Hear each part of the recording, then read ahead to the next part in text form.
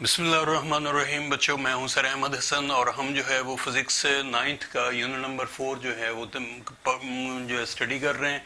और आज हमारा जो टॉपिक है वो है टार्क। कल हमने जो है वो डिटर्मिनेशन ऑफ फोर्स के बारे में पढ़ा और उससे पहले जो है वो रेजोल्यूशन ऑफ फोर्सेस के मुतालिक हमने पढ़ा। आज हमारा जो है टॉपिक है वो फोर्सेस और लेंथ और मोमेंट आर्म के मुतालिक है और वो सारी चीज़ जो है वो आती है टॉर्क में। लेकिन टॉर्क से पहले कुछ चीज़ें जो है वो टर्मिनोलॉजी जो है वो हम पढ़ेंगे। उनमें सबसे पहले है रिजिड बॉडी, इसके बाद एक्सिस ऑफ रोटेशन है। हम देखेंगे कि रिजिड बॉडी क्या है। रिजिड बॉडी ऐसी चीज़ को कहते हैं कि जब हम कोई भी ऑब्जेक्ट जो है वो छोटे छोटे पार्टिकल से मिलके बना होता है, और जब हम किसी भी ऐसी ऑब्जेक्ट जब हम फोर्स अप्लाई करते हैं और वो अपनी शेप चेंज ना करे, अगर किसी ऑब्जेक्ट पे जो कि छोटे छोटे पार्टिकल से मिलके बना होता है, हम उस ऑब्जेक्ट पे फोर्स अप्लाई करते हैं तो वो ऑब्जेक्ट जो है वो अपनी शेप जो है वो चेंज ना करे, तो हम कहते हैं कि रिजिड बॉडी है। प्लास्टिक की बॉल है, जब हम उसको थ्रो करते हैं तो वो जो है वो अपनी शेप चेंज कर लेती है, जिसमें से हवा एयर निकली हो। फुटबॉल जो है वो भी अपने शेप जो है वो कभी कभी जब उसमें हवा कम हो तो वो जो है शेप चेंज हो जाती है। जो है गुब्बारे में अगर हम जो है वो पानी डाल के और उसको जब घुमाते हैं तो उसकी भी शेप चेंज हो जाती है। इसका मतलब है कि रिजिड बॉडी नहीं है। लेकिन इसके अलावा तमाम हार्ड जो चीज़ें हैं वो सारी की सारी रिजिड बॉडी होती हैं, जिन पे जब फोर्स अप्लाई की जाती है तो वो अपनी शेप चेंज नहीं करती, डिफॉर्म नहीं होती। ऐसी तमाम ऑब्जेक्ट को रिजिड बॉडी कहते हैं। नंबर दूसरा है एक्सिस ऑफ रोटेशन।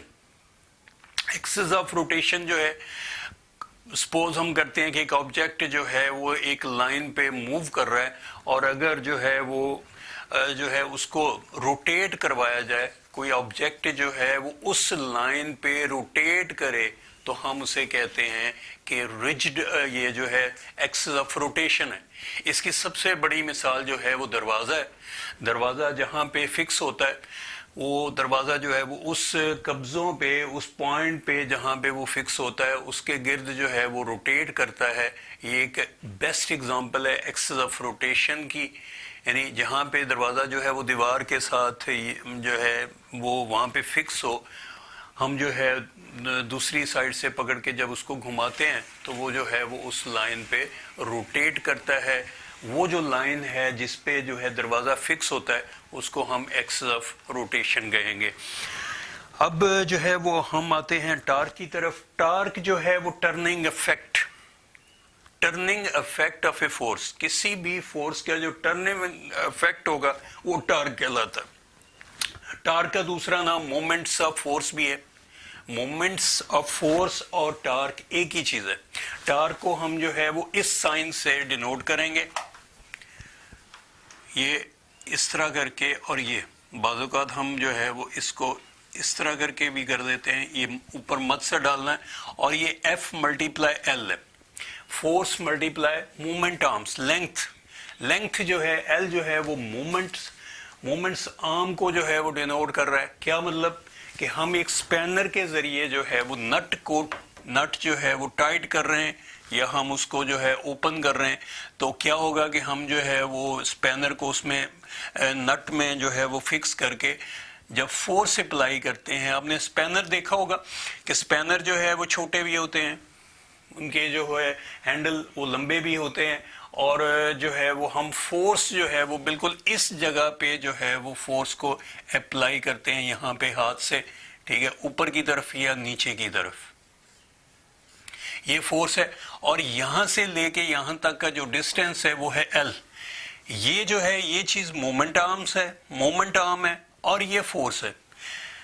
हम जो है वो जब फोर्स अप्लाई करते हैं तो इस जगह पे करते हैं, और नट जो है वो इस जगह पे फिक्स है स्पैनर के साथ, और हम जो है ऊपर नीचे जब मूव करते हैं तो ये जो है वो नट या तो ओपन हो जाता है या क्लोज हो जाता है, ठीक है। और जो है वो ये होता है फोर्स मल्टीप्लाइबल लेंथ। इसका मतलब है कि जो हाथ के जरिए अपने हैंड से हम जो फोर्स अप्लाई कर रहे हैं वो एफ से डिनोट कर, एफ है, और यहाँ से लेके यहाँ तक का जो डिस्टेंस है वो है एल। इसका मतलब है कि ऑब्जेक्ट जो टर्निंग इफेक्ट है, टर्निंग इफेक्ट यानी सर्कल में मूव कर रहा है, उस वक्त जो चीज प्रेजेंट होगी वो टार्क होगी, और टार्क जो है वो प्रोडक्ट है फोर्स और लेंथ का।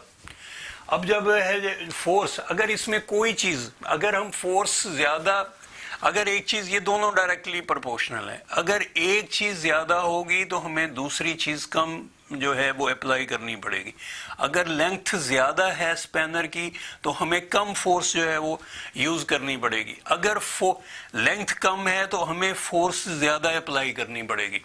आपने स्पैनर देखे होंगे, बहुत सारे जो ऐसे नट होते हैं जो छोटे स्पैनर के साथ, जिसकी लेंथ, जिसका हैंडल जो है वो छोटा होता है, जब हम फोर्स अप्लाई करते हैं तो हमें बहुत ज़्यादा फोर्स अप्लाई करनी पड़ती है और जो है वो जो नट खोलने के लिए। लेकिन जब नट नहीं खुल रहा होता तो फिर हम एक ऐसे स्पैनर को यूज़ करते हैं जिसका जो हैंडल है, जिसका मोमेंट आर्म है, जिसकी एल यानी लेंथ जो है वो ज़्यादा है। ठीक है, तो हमें जो है वो थोड़ी सी फोर्स अप्लाई करके हम जो है वो उस नट को ओपन कर लेते हैं जो है, और टाइट करना हो, टाइट करने में भी हमें आसानी होती है। इसका मतलब है कि जो टार्क है वो डिपेंड करता है मोमेंट आर्म पे। ठीक है, मोमेंट आर्म अगर ज़्यादा है, मोमेंट आर्म बड़ा है, ग्रेटर है, तो फोर्स जो है वो कम अप्लाई करनी पड़ेगी। एक छोटा बच्चा भी जो है वो आसानी से वो नट खोल लेगा। लेकिन अगर जो है वो लेंथ कम है तो इसका मतलब है कि फोर्स जो है वो ज़्यादा अप्लाई करनी पड़ेगी टार्क पे। अब जो है ये सारा कुछ जो है वो टार्क है। टार्क यानी कि turning effect of a force, turning effect of a force is known as torque. Torque जो है उसको मोमेंट्स ऑफ फोर्सेस भी कहते हैं। ठीक है, और इसकी इक्वेशन जो है वो हमने यहाँ पे पढ़ी। ये इसके जो है वो पहले पेज पे, पेज नंबर 90 पे जो है वो इसकी डेफिनेशन है। The turning effect of a force is called torque और मोमेंट्स ऑफ फोर्स। और दूसरे पेज पे, पेज 90 पे एंड पे जो लास्ट वाला पैरा है, ये जो है वो इसकी एक्सप्लेनेशन है। इसके साथ जो है वो ये मैंने बताया कि जो टार्क डिपेंड करता है वो फोर्स और लेंथ पे डिपेंड करता है। ये सारा पैरा आपने इसको करना है, और नीचे जो है लास्ट में जो है वो इसकी जो है वो इक्वेशन जो है वो दी गई है। आपने इस इक्वेशन को अच्छी तरह कर लेना है। इसके बाद ये जो डेफिनेशन है, rigid body, axis of rotation, line of action of force, the line along which a force act, वो लाइन जिस पे कोई फोर्स एक्ट कर रही होती है हम उसको line of action of force कहते हैं। The line along which a force act is called line of action of force. इसके साथ ही मोमेंट आर्म है। मोमेंट आर्म के बारे में मैं बताया कि ये जो लेंथ है, लेंथ पूरी जो है इसको मोमेंट आर्म कहते हैं। ठीक है, जिस पे ये एक्सिस है जिस पे जो है वो रोटेट कर रहा है इस पॉइंट पे, और जो है ये जो इसके स्पैनर की जो लेंथ होगी, हैंडल जो है वो इसका जो है वो मोमेंट आर्म है। Moment arm perpendicular distance between the axis of rotation and the line of action of force is known as moment arm। ये भी डेफिनेशन है। ये जो है वो आपने डेफिनेशन इसके साथ याद कर लेनी है। और फिर जो है वो ये लॉन्ग क्वेश्चन है टार्क का। टार्क की डेफिनेशन पेज 90 पे है, और इसकी एक्सप्लेनेशन जो है वो 91 के पेज के बिल्कुल एंड पे, लास्ट में जो है आखिरी पैरा, और उसके साथ उसकी इक्वेशन है। इसके बाद है एक एग्जाम्पल है। एग्जाम्पल जो है वो उसने दिया है कि एक मैकेनिक जो है वो टाइट कर रहा है nut of bicycle using a 15 centimetre long spanner by exerting a force of 200 newton. उसने जो है एग्जाम्पल को हम देखेंगे कि एग्जाम्पल हम किस तरह अप्लाई कर सकते हैं। एग्जाम्पल है 4.3। उससे फोर्स जो है वो दी हुई है फोर्स उसने दी है 200 न्यूटन। नट को जो है वो टाइट कर रहा है, बाइसिकल के नट को टाइट कर रहा है और फोर्स है 200 न्यूटन। और उसके बाद जो है वो उसने लेंथ जो है वो स्पैनर की लेंथ जो है वो 15 सेंटीमीटर है।